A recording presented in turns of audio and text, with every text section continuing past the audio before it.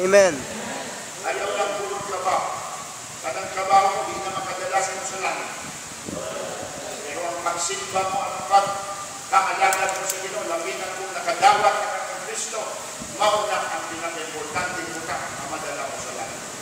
Seek ye first the kingdom of God. Number 2, glorify the Lord in all things. Amen. Pag pinangalanginan ka niya, himayaan siya. Amen? Minsan makalimutan ka mo dahil sa Ginoo. Minsan ang mundo ka, kung kita ang nag-claim na, ako ni, kay ako may laki, ako magaling ako, kaya naabot ko yung mga blessing na ni. Everything comes from the Lord. Amen. 1 Corinthians 10 verse 31.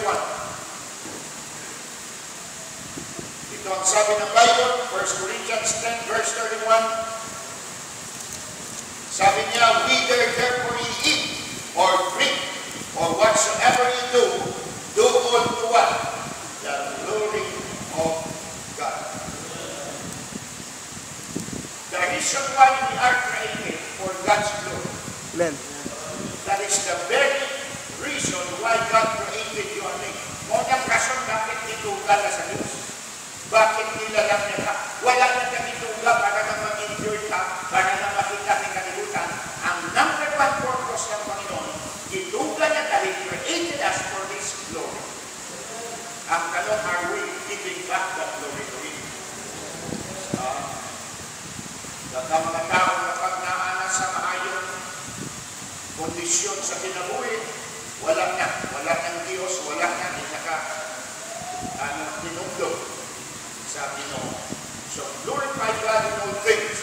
When I see all things, panahon na may mga pagsulat, panahon na may mga wala pang answer to prayers, you still glorify God. Amen. Hindi na i-glorify ng nato kaya tubag ang ating prayer. Hindi ka mo imaya ng kaya kang panalangin. Wala bang kung wala kang panalangin? Wala bang hilig palabuko ang Ginoo ng panalangin? Still, we are commanded by God to glorify Him. Amen. Number 3, not only glorify the Lord in all things, seek ye first the kingdom of God, but number 3, never give up to reach your dreams. Ayaw give up na makapon mo ang iyong damgo. Okay? Delikado rin. May damgo ka. Pag sinabi mong damgo, ibig sabihin, mga goals sa kinabuhi. Do you understand? Mga goal mo, yung mga ambition mo. Of course, siya sa ambition mo, baka selfish ambition na mga ambisyon na palaging part ng Ginoo. Pag nakapon ko ni Ginoo, gabangan ko ang ministry. Lord, panalanginin ko kay ako ang mo sponsor sa Pilipina mo. Lord, kukuhi ko by the millions, ako ang mo supply ng Bible sa ministry. You must include God in your ambition. Kung ang ambisyon ka, puro lang inutan, ang delikado. Dilim mo makapunta. Kung makapunta, magaling na, according to 1 Timothy 6, you will fall into the snare of the devil. Hindi ka na mamalagan kay ang Diyos mo na ang kwarta. Amen? So never give up to reach your dreams. William Carey, the father of mission, at ginabuhi kami ng pagtungo. Bakit siya ang nag-initiate ng mission in America. Ang naging missionary-minded ang Amerika, ang nakapadala ng missionary sa buong kalibutan. Even until now, ang mga churches in Maddo, the churches in America are still sending missionaries to different parts of the world because of the influence of William Carey. Paano ka kung wala siya nag-initiate nito? Hindi wala pa missionary sa Pilipinas. Pagsalamat, there was a man by the name of William Carey who was used by God and had itong tinatawag na dreams niya. Ano ang sabi niya sa iyang mundo? Attempt great things for God and expect great things from God. Nag-attempt ka raw ng mga malalaking bagay. To attempt means mamandoy ka, mag-decide ka, yung kaputong-puning ang mga bugang, and then expect Jeremiah 33 verse number 3. Jeremiah 33 verse number 3. Tanawa ang mga promisa sa Ginoo.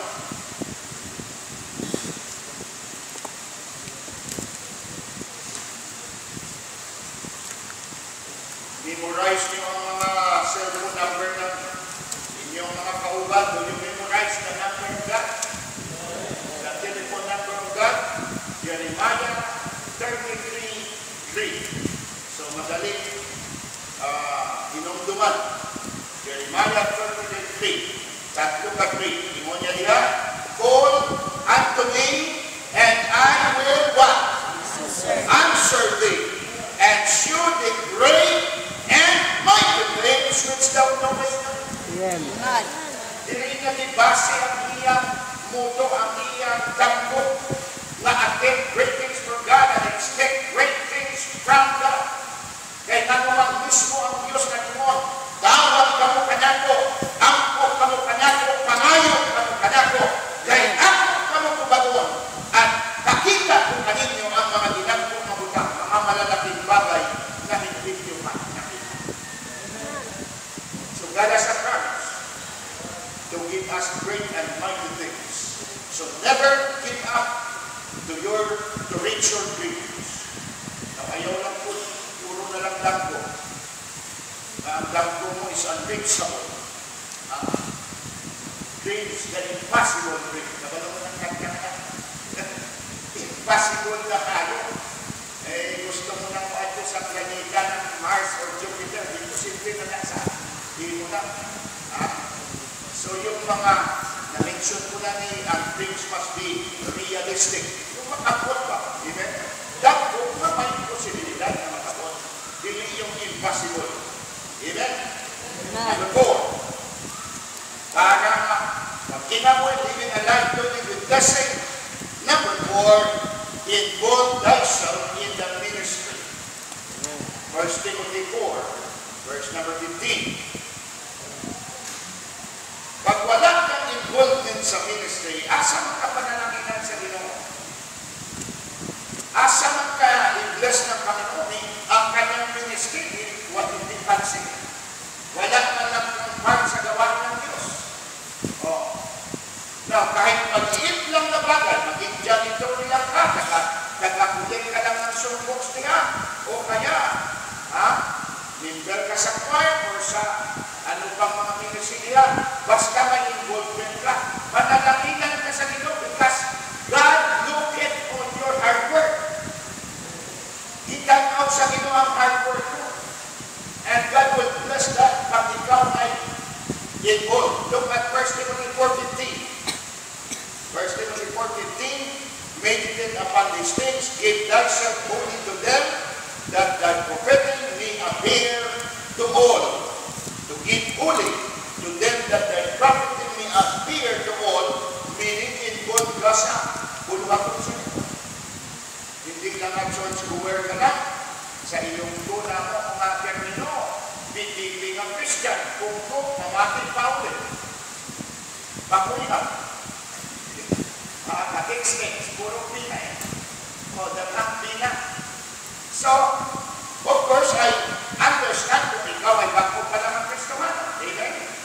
Bago ka pa lang ng saint, hindi mo pa alam ng mga kasikot-sikot sa ministry or buwan ka pa lang. Pero pag nagtagal ka, and then, to be involved in the work of God. Amen?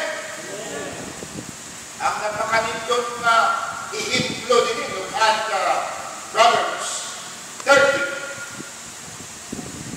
Awan ni ginamit sa Ginoo ning example para kita ma-remind or ma-challenge. Proverbs 30. Sabi niya sa verse 24, there be 4 things which are little. Mga maliit lang, gamay ka upon the earth, but they are what?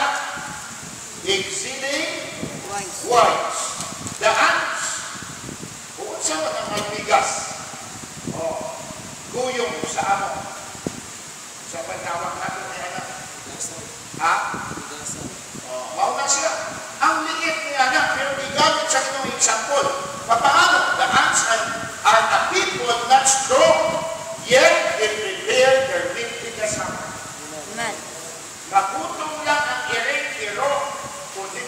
sa ako ang mga almigas daghan ang stock na pagkaon. At abot sa tagulan, di bali ng di sila kagawas na ang pagkaon sa sulod. Mauna ang acts. So, ginamit ng Panginoon ito para mapaano ka, mapa-remind ka. Proverbs 6. There are times Iltingon pagkasaan. 6 verse 6. Go to the end, thou sluggard, thou lazy, consider your ways and be wise, which having no guide, overseer or ruler. Wala silang guide, wala silang overseer, walang nagabantay sila, o walang nag-lead sa ila, walang ruler. Pero kung saan nila ang nasulti sa verse 8, provided her meat in the summer, gathering her food in the harvest. Amen. Amen? So makakita ko yung challenge na involve thyself in the ministry. A good example, one more example before I go to number 5 is in 1 Corinthians chapter 16. 1 Corinthians 16 at verse number 15.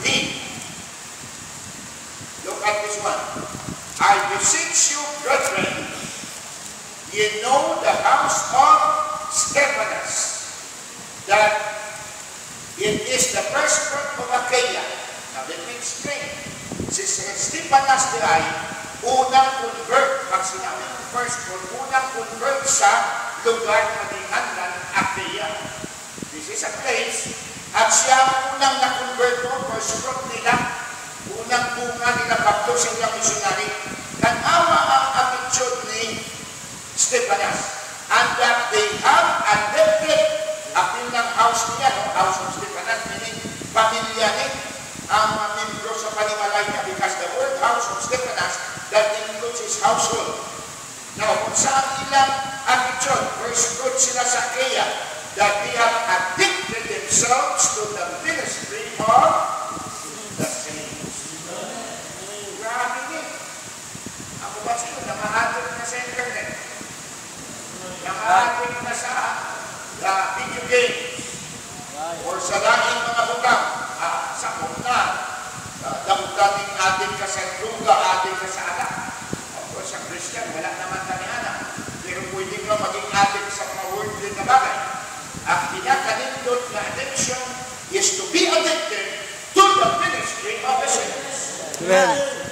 Pinakadapat na maging addict ka diha, meaning sold out ka. Diha, kanunay gusto lang kung magamit sa Ginoo, maong ma-involve ka sa ministry.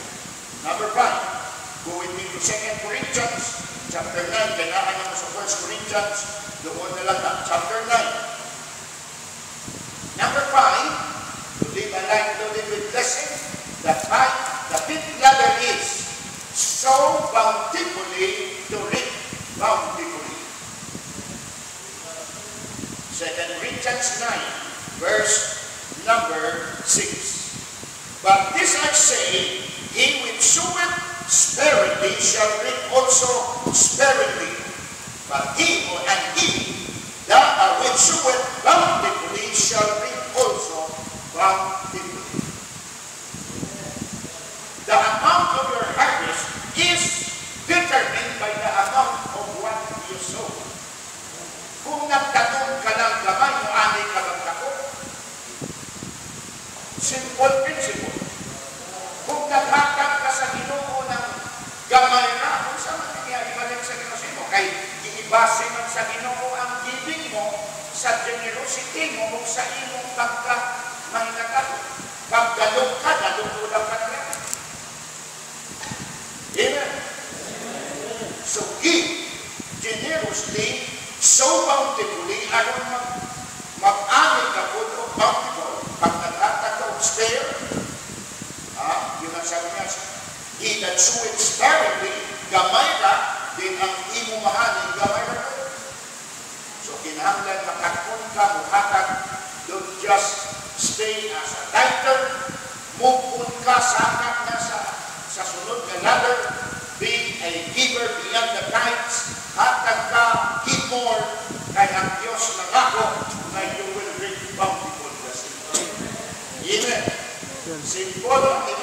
Amen. Pero minsan kulang sa practice din natin. Psalms chapter 1, number 6 ladder. Psalms chapter 1.